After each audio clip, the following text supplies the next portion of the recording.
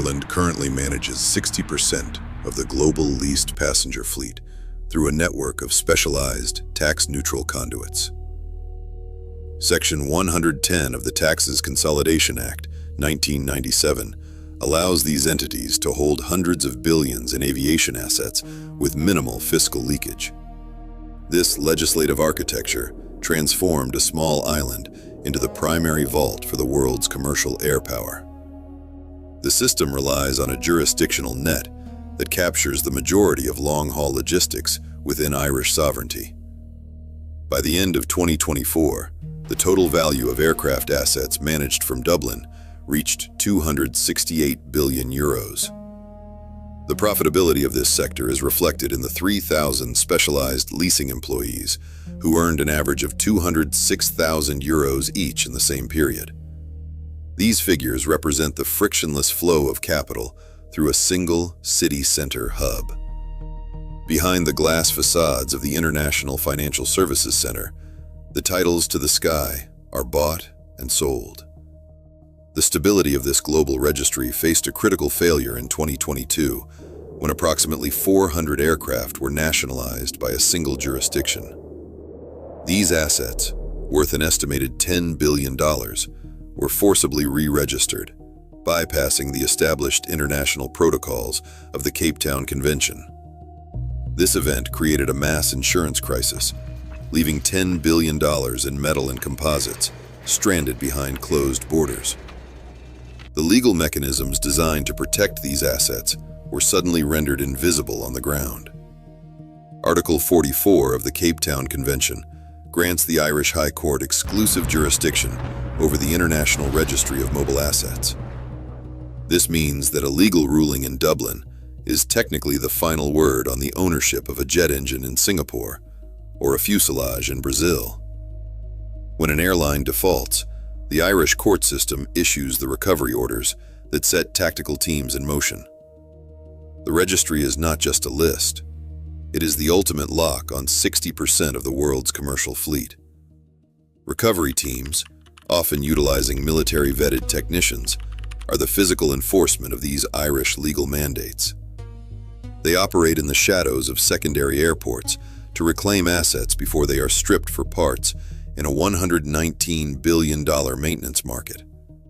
Each recovery is a race against time to secure technical records that are often held hostage by defaulting carriers. Without these documents, a $100 million aircraft is reduced to its scrap metal value.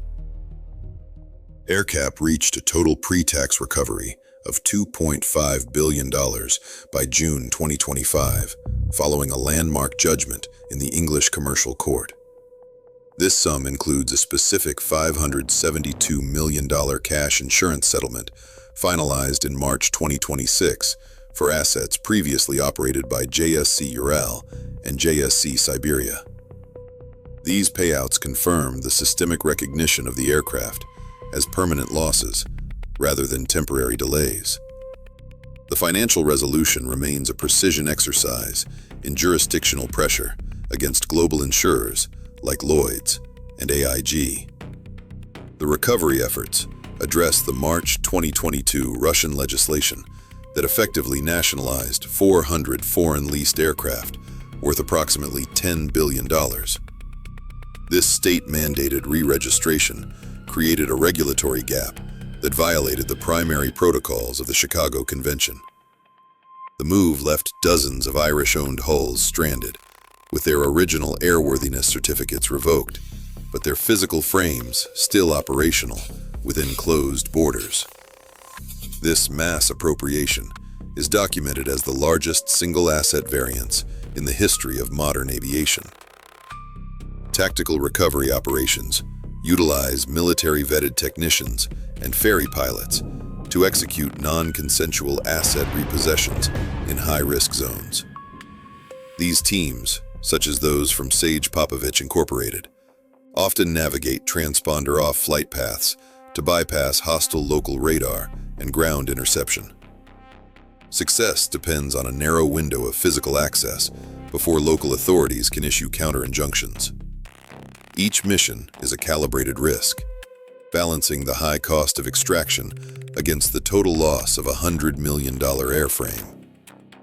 The global maintenance and repair market reached a valuation of $119 billion in 2025, making individual components more valuable than the leases themselves. Defaulting airlines often attempt to prevent repossessions by executing unauthorized engine swaps or holding technical records hostage. Without an audit trail of certified serial numbers, a jet engine becomes an undocumented asset with zero resale value in Western markets. The black market for forged serial plates has become a critical threat to the integrity of the international registry. Alternative A of the aircraft protocol provides a 60-day waiting period, but recovery teams frequently act within hours of a default to prevent asset stripping. This race against time is dictated by the physical reality of the MRO cycle, where a plane can be dismantled for parts in less than a week. Securing the technical records remains the primary objective, as these documents represent the legal soul of the machinery. The enforcement of Irish sovereignty over these assets is as much about digital data as it is about physical hardware. The remaining ghost fleet in Russia consists of airframes that are effectively frozen in time, disconnected from the global supply chain. As of 2026, the lack of access to genuine OEM parts has forced a reliance on cannibalization, where one functional jet is stripped to keep 3 others in the air. This internal depletion creates a terminal decline in the residual value of the $10 billion appropriated fleet. Each flight cycle, without certified maintenance, increments the systemic risk of a catastrophic structural failure. Dublin's Section 110 conduits are now shifting their risk models toward more stable jurisdictions to avoid a repeat of the 2022 variance. The International Registry, still governed by the Irish High Court under Article 44, remains the only wall between global aviation and total jurisdictional chaos. This digital ledger acts as a high-frequency filter, blocking any aircraft with a compromised title from entering Western airspace. A single red flag in the Dublin database can effectively ground a $100 million asset anywhere in the world. The black market for forged engine serial numbers and backdated technical records has reached a critical volume, threatening the $119 billion MRO sector. Forensic auditors in Dublin now use AI-driven LIDAR scans to verify the metallurgical signatures of engine components against their original factory specifications. These scans reveal the invisible history of a part, detecting unauthorized heat cycles or structural repairs that a paper document could easily hide. The war for the sky is now fought with lasers and microscopic data points. Insurance settlements, like the $572 million payout in March 2026, provide a temporary liquidity buffer, but they do not replace the physical hulls.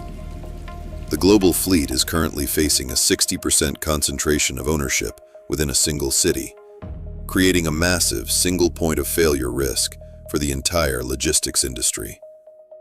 This concentration of power means that a localized legislative change in Ireland could trigger a global revaluation of all leased airpower.